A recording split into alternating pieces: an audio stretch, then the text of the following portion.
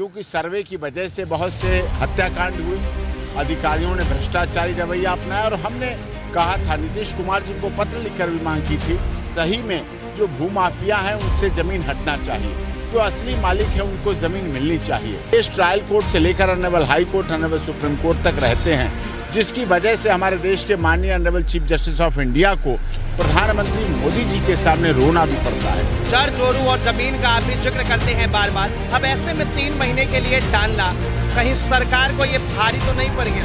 विपक्ष तो विपक्ष है कहेगा, लेकिन नीतीश जी सुशासन बाबू के रूप में जाने गए, नीतीश जी ईमानदार मुख्यमंत्री के रूप में जाने गए। भ्रष्टाचार अगर जमीन में आ गया, अगर जमीनी पैमाइश में आ गया तो साहब गरीब की जमीन चली जाएगी और अमीर अपनी और अमीर बढ़ा लेगा और अमीर कब्जा कर लेगा और अमीर बेनामी ट्रांजेक्शन ले लेगा और अमीर अमीर होता चला जाएगा, गरीब गरीब होता चला जाएगा।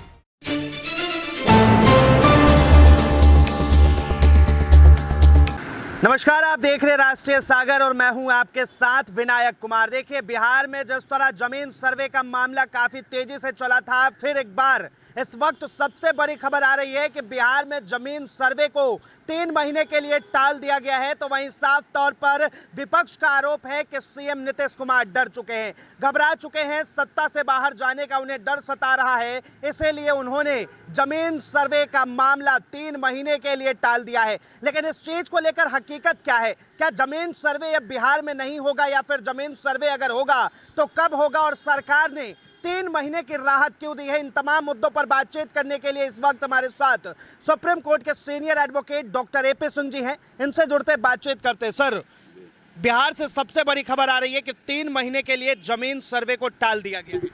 हाँ, ऐसा पता चल रहा है। जैसा कि माननीय बिहार सरकार ने आनन फानन में 20 अगस्त रक्षाबंधन से अगले दिन इसका ज़मीन सर्वे शुरू किया था और वो उचित भी था। आज़ादी के बाद, अंग्रेज़ों के समय ज़मीन सर्वे हुआ था, उसके बाद अब आज़ादी के इतने वर्षों के बाद जब हम 78वां स्वतंत्रता दिवस मना चुके हैं, तब ये सर्वे होना अच्छी बात थी।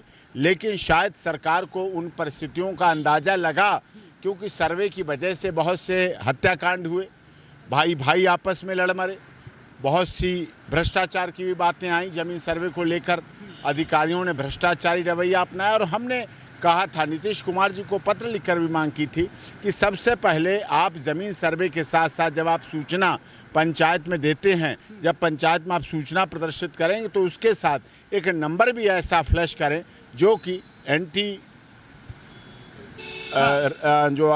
करप्शन है, एंटी करप्शन अगेंस्ट नंबर भी फ्लैश करें, जिससे कि वो सारा कुछ हो सके। लेकिन शायद उस पर पूरी तरह से ध्यान नहीं दिया गया और भ्रष्टाचार रहा, लोगों को परेशानी हुई और सच्ची सही में जो भूमाफिया हैं उनसे ज़मीन हटना चाहिए, जो असली मालिक हैं उनको ज़मीन मिलनी चाहिए।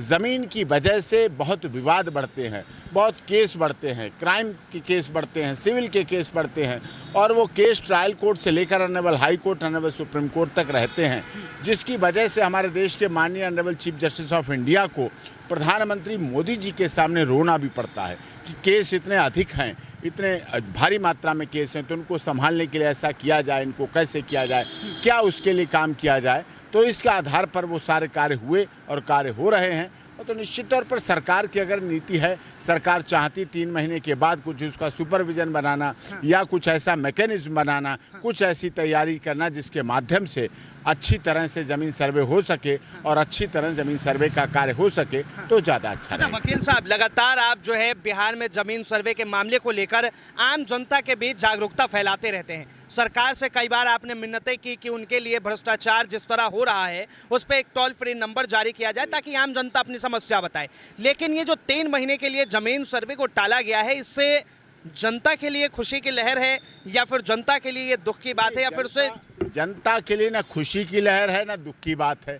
जनता तो तैयार हो चुकी थी, लोग आ रहे थे सऊदी अरब से, ईरान से, इराक से, जद्दा से, अमीरात से, विदेशों से लोग पहुंच रहे थे अपने गांव, अपने घर, अपनी तहसील में और कागज़ पत्तर सारे लेकर के उसकी कार्रवाई करने के लिए तैयार हो गए थे, कर रहे थे। फार्म 2 जमा कर रहे थे, फार्म 3 जमा कर रहे थे।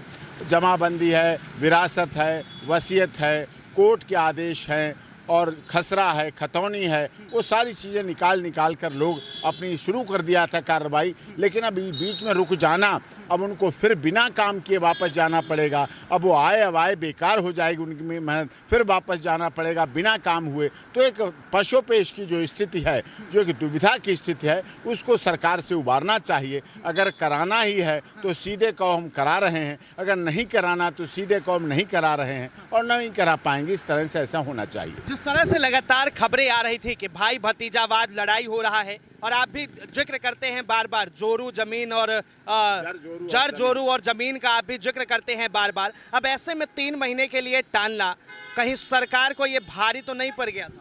नहीं, सरकार, आप जो तेलंगाना में सरकार गिर गई थी, आंध्र प्रदेश में, इसी बात को लेके, एक सर्वे को लेके सरकार पर बहुत प्रभाव पड़ा।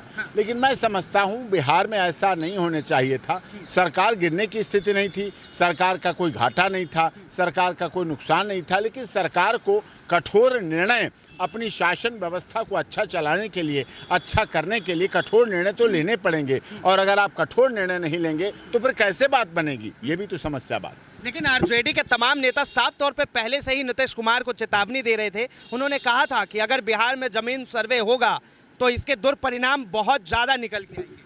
नहीं, ऐसा अब विपक्ष तो विपक्ष है कहेगा, लेकिन नीतीश जी सुशासन बाबू के रूप में जाने गए, नीतीश जी ईमानदार मुख्यमंत्री के रूप में जाने गए, नीतीश जी परिवारवाद से अलग होने वाले मुख्यमंत्री के रूप में जाने गए। तो निश्चित तौर पर उन्हें अपना ये निर्णय कठोरता के साथ, दृढ़ता के साथ, मजबूती के साथ, हिम्मत के साथ, हौसले के साथ, विश्वास के साथ और लोकप्रियता को बनाए रखने के लिए, जनता के हित में, लोक हित में जब ऐसे निर्णय लिए जाते हैं, क्योंकि ये ज़मीन की जमाबंदी और ये सब जो निर्णय था, पैमाइश होने का जो निर्णय था, वो लोक हित में था, जनहित में था। और जनहित के लिए आपको ऐसे निर्णय लेने के लिए कठोर तो बनना पड़ेगा, दृढ़ निश्चय तो बनना पड़ेगा। उसमें हो सकता है, कहते ना, सामने पहाड़ हो सिंह की दहाड़ हो, तुम कभी डरो नहीं, तुम कभी झुको नहीं, तुम्हें काम करना चाहिए।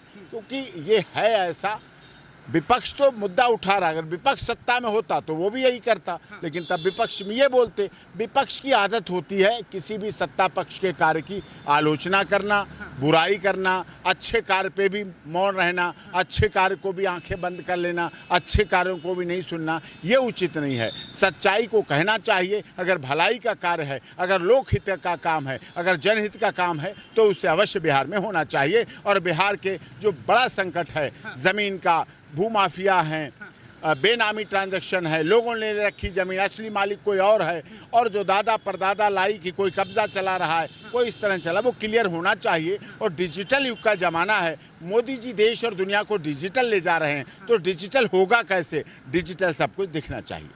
एक आखिरी सवाल, बिहार की जनता से आप क्या कहेंगे? और 3 महीने का जिस तरह से बिहार के लोगों को समय मिला है, ऐसे में भ्रष्टाचार से वो लोग कैसे बचे, इसका निदान? देखिए, भ्रष्टाचार के लिए मैंने कहा है, सीधे अगर कोई भ्रष्टाचार करे तो उसकी शिकायत करो, एंटी करप्शन की शिकायत करो, जिले में करो, अधिकारियों को करो, मुख्यमंत्री को करो, मंत्रियों को करो, आप जैसे प्रबुद्धजीवी पत्रकारों को करें, तो जिससे भ्रष्टाचार नहीं होना चाहिए। भ्रष्टाचार अगर ज़मीन में आ गया, अगर ज़मीनी पैमाइश में आ गया, तो साहब गरीब की ज़मीन चली जाएगी और अमीर अपनी और अमीरी बढ़ा लेगा, और अमीर कब्जा कर लेगा, और अमीर बेनामी ट्रांजैक्शन ले लेगा, और अमीर अमीर होता चला जाएगा, गरीब गरीब होता चला जाएगा, और गरीब अपनी ज़मीन को संभाल नहीं पाएगा, रख नहीं पाएगा, सुरक्षित नहीं कर पाएगा, डिजिटल नहीं कर पाएगा, क्योंकि भ्रष्टाचार कर नहीं पाएगा, पैसे दे नहीं पाएगा, मेहनत मजदूरी करके वो अपना काम चला रहा है, अपने बच्चों का पेट पाले, पढ़ाए लिखाए, रोटी कपड़ा मकान की चिंता करे कि उसके लिए लड़े, ये होना चाहिए। बहुत बहुत धन्यवाद तमाम जानकारी के लिए। तो आपने सुप्रीम कोर्ट के senior advocate doctor AP Singh को सुना। लगातार जिस तरह बिहार में जमीन सर्वे का मामला चल रहा है, साफ तौर पे एक एक चीज़ों पर जिस तरह पॉइंट टू पॉइंट ये अपनी बातें रखते हैं। हालांकि बिहार वासियों को किसी तरह की दिक्कत ना हो, भ्रष्टाचार से किस तरह बचाव हो, और साथ ही जिस तरह बिहार में जमीन सर्वे का ऐलान हुआ, उसके बाद लगातार जिस तरह की खबरें सामने आई, काफ़ी भयभीत कर देने वाली थी। बहरहाल सरकार ने 3 महीने की छूट दी है। साफ तौर पे बिहार सरकार की तरफ से कहा गया कि 3 महीने के अंदर जो लोग बाहर रहते हैं वो घर आए, अपना कागज एक साथ इकट्ठा करें और उसके बाद जमीन सर्वे की हिस्सेदारी और भागीदारी में शामिल हो। इस चीज़ को लेकर आप क्या सोचते हैं, अपनी प्रतिक्रिया जरूर दें। कैमरा जर्नलिस्ट शानू कुमार झा के साथ मैं विनायक कुमार, राष्ट्रीय सागर, नई दिल्ली।